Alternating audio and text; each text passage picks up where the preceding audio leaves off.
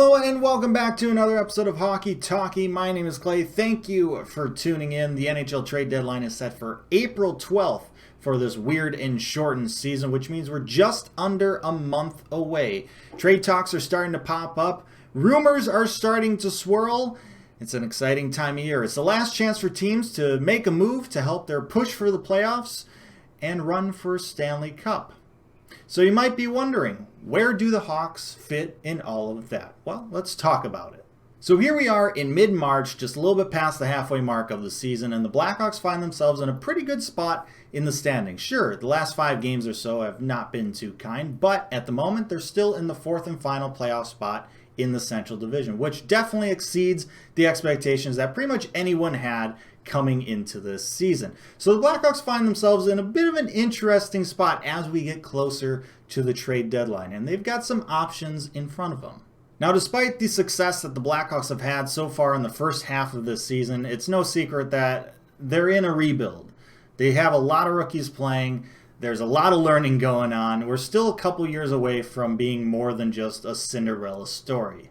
So it would make sense that the Blackhawks wouldn't be buyers during this trade deadline. Despite the fact that they're in a playoff spot at the moment, you don't want to be too aggressive. You don't want to do anything that would mess up your rebuild that you're currently in. On the flip side, you may see it that the Hawks are in a playoff spot right now, which is more than anyone expected coming into the season. So why not take advantage of this opportunity? We haven't been to the playoffs, a normal 16-team playoffs, since 2017, so a number of years ago.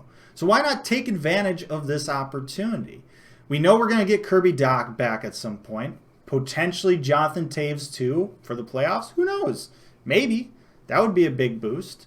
So perhaps there is a prospect that we have that maybe front office doesn't see as an integral part of this team's future that is disposable essentially, and maybe we can use that to acquire some short-term talent.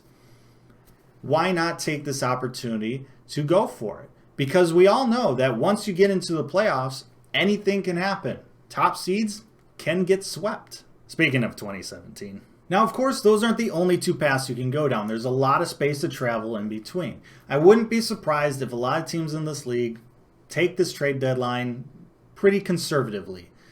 For a number of reasons. Number one, we're still dealing with the pandemic. Sure, we're in the tail end of it, but we're still dealing with the effects. The revenues are down. We still have limited capacity crowds. I highly doubt that we're going to have full sellout crowds by the time the playoffs start. So the monetary incentive for teams to make the playoffs because of limited gate revenue compared to years past with the limited fans, the incentive's not as large this season. So our team's going to be willing to take that risk. Who knows? And to add to that, we have a Seattle expansion draft this summer. So GMs are looking to put their teams in a good position for that. They don't want to do anything that would adversely affect their ability to limit their damage they take from it. Maybe they've learned something from the Vegas draft. There's going to be plenty of trade deadlines in the future, but this will probably be the last expansion draft for quite some time. So, perhaps making a move to get to the playoffs might not be worth it this year in a year where revenues are down than maybe other years, especially if it adversely affects your ability to put yourself in a good position for the expansion draft this summer, which maybe then really affects your future a lot more. Now, I wouldn't be very surprised if the Blackhawks look at this trade deadline and think, you know what, this has been a pretty fun ride so far this season. Let's just continue to enjoy it. Let's try and make the playoffs with the guys we have on this team. Let's not be too aggressive trying to acquire anyone or ship anyone out. In fact, GMs, you call us because we're not going to call you. If you want to make a trade for one of our guys, you put an offer in front of us. If it's a great enough offer, we'll consider it and we'll go from there.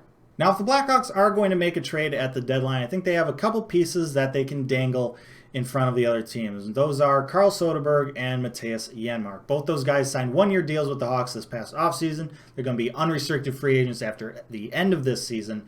And the likelihood of them re-signing with the Blackhawks is probably pretty slim. So why not get something for them while you can? Carl Soderberg is 35 years old, $1 million cheap deal that's easy for a contender to pick up to hopefully get them over the hump, to win a Stanley Cup. Carl Soderberg's at the point of his career where chasing a cup is probably pretty high on his priority list. So I wouldn't be surprised if a great offer comes onto the Blackhawks table for Soderberg. They're going to make that trade. Now, Mattias Janmark is a little bit younger, 28 years old, and a little bit higher contract, but not by much, $2.25 million, so still not that difficult for a contender to pick up to help him make a run for the cup. But I don't think the Blackhawks are all that hard-pressed to get rid of him. I think they like him on this team, especially if they're looking like they're going to be making the playoffs. I think the Hawks would rather have him on their team, but at the same time, of these two players, he would probably fetch the best, return. So what offers come through? If it's good enough, why not take it? In any case, should be a pretty interesting month. Should be interesting to see what the Blackhawks do or maybe don't do. I'm sure we'll hear all about it. Rumors will be swirling, and you may find yourself getting caught up in said rumors, and you may be wondering why you're not seeing any videos from me for said rumors and or trade proposals. And I will tell you right now in advance that it's because I am no fun. I don't really care about rumors. I really don't care about trade stuff until it actually happens. I know it's, not fun, but it keeps me sane. And there's plenty of other YouTubers out there that do trade stuff and rumors and stuff like that. So feel free to give them your attention for those things. But if something does go down, you can expect a video from me. Until then, though, thank you so much for watching this episode of Hockey Talkie. Let me know your thoughts down in the comments section below. Like, share, and subscribe. Appreciate that as always. But most importantly, stay safe, make good decisions, and I'll see you next time.